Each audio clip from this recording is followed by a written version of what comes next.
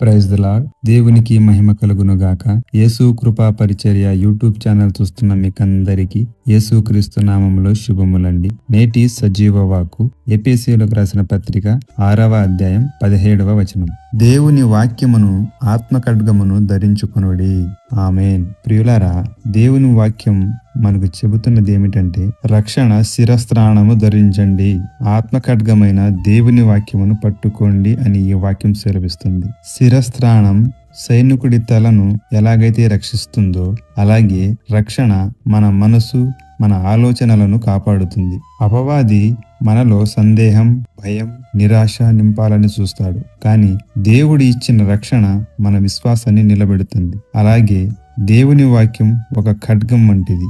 ఇది మన శత్రువైన సాతానుని, అబద్ధాలను జయించే శక్తివంతమైన ఆయుధం. ఈ రోజు మనం రక్షణతో కప్పబడి వాక్యంతో శక్తివంతులమై దేవుని సహాయంతో విజయవంతంగా నడుద్దాం. రక్షణ అనే కవచాన్ని, వాక్యము అనే ఖడ్గాన్ని మనం ధరించుకున్నప్పుడు దేవునిలో, మన ఆత్మీయ జీవితంలో తప్పకుండా విజయాన్ని మనం చూస్తాం ప్రియులారా. కాబట్టి ఈ రోజు ఈ వాక్యంతో మనలను మాట్లాడి ధైర్యపరిచిన దేవునికి మహిమ కలుగును గాక. ఆమేన్.